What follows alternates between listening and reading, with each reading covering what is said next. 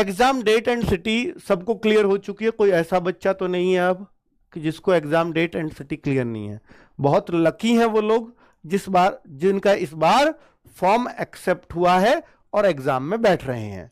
ये एक मुझसे वादा कर दीजिए अभी के अभी कि सब लोग एग्जाम सेंटर पर जो भी टाइम, रिपोर्टिंग टाइम देखना बेटा, एग्जाम का टाइम मत देखना। रिपोर्टिंग टाइम एग्जाम से 1.5 घंटे पहले होता है।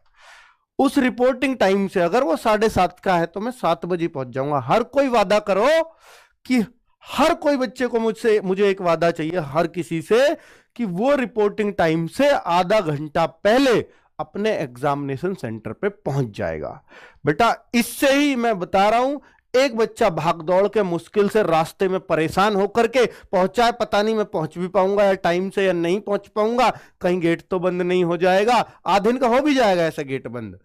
तो वो जो उसकी जो माइंड है, स्टेट ऑफ माइंड है कि उसका दिमाग जो हलचल में है, और एक बच्चा पहले से सुकून से खड़ा है, गेट खुलते आराम से अंदर बैठूंगा, तरीके से अपना सिस्टम देखूंगा और आराम से पेपर करूंगा। इन दोनों बच्चों का एक ही लेवल है।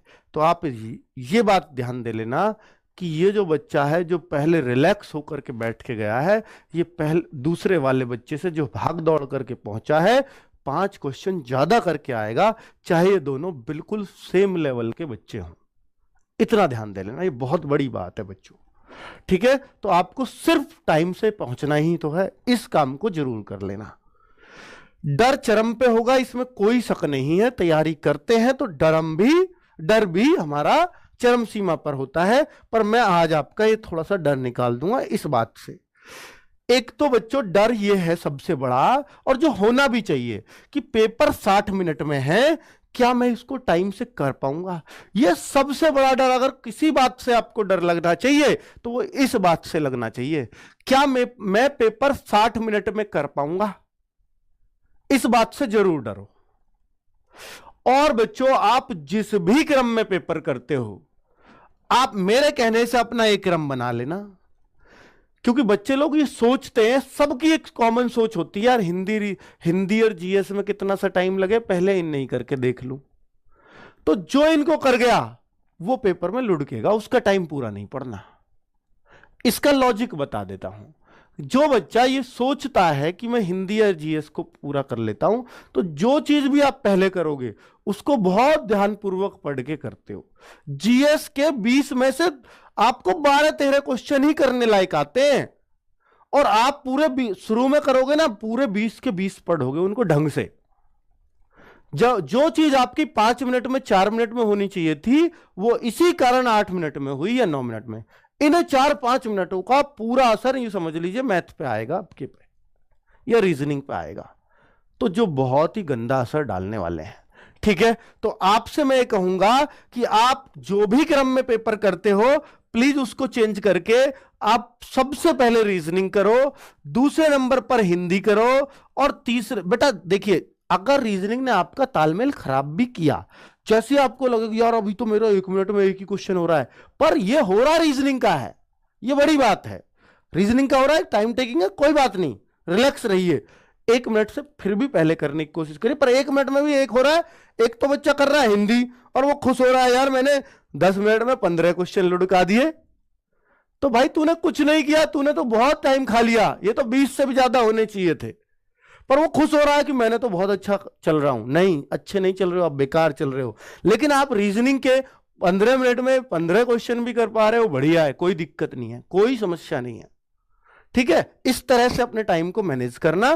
तो बच्चों अगर आपका कुल मिलाकर के ये भी हो जाता है कि सर मेरा ना रीजनिंग में थोड़ा सा ज्यादा टाइम लग गया, मैं तो 15वें पर ही हूं, मेरे 17 मिनट खत्म हो गए, तो 1-2 मिनट का जो बैलेंस है, जो बिगड़ा है आपका, वो हिंदी में पूरा कर लोगे, उसको जीएस में पूरा कर लोगे जल्दी से पढ़ करके। लेकिन अगर हिंदी जीएस पहले ही कर लिए तो आप अपना बैलेंस नहीं बना पाओगे पेपर में। ये पहले कर लिए, अब मान लो इनमें ज्यादा टाइम दे दिया, रीजनिंग को कम बच रहा, मैथ से बैलेंस बन रहा, मैथ तो और अपना टाइम और दूसरे का भी खा जाएगा। मैथ तो ऐसी चीज है।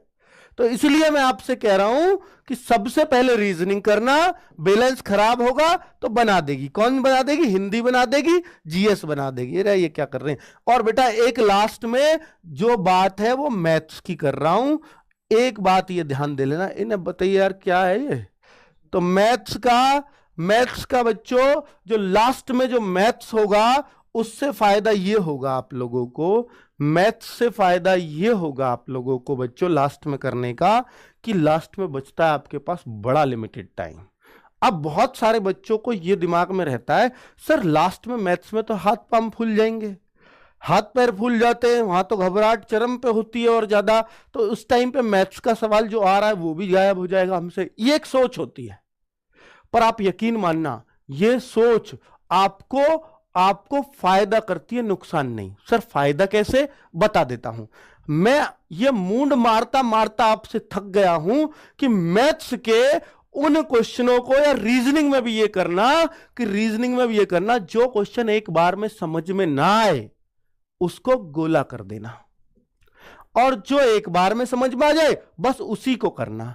चाहे गोले आपको रीजनिंग में भी 5-7 करने पड़ जाए कोई दिक्कत नहीं है, चाहे मैथ में आपको और 8-7 क्वेश्चन पे करने पड़ जाए कोई दिक्कत नहीं है। पर आप यूं समझ लेना आपको टारगेट ये लेके चलना है पूरा पेपर मुझे 50-52 मिनट में करना है, 7-8 मिनट उन रिव्यू वाले क्वेश्चन को देना है जिनको मैं छोड़ के गया हूं। बच्चों ज्यादा छोड़ना चाहे कितने ही कोई दिक्कत नहीं, 7 से ज्यादा गोले नहीं होंगे आपके रीजनिंग में, 8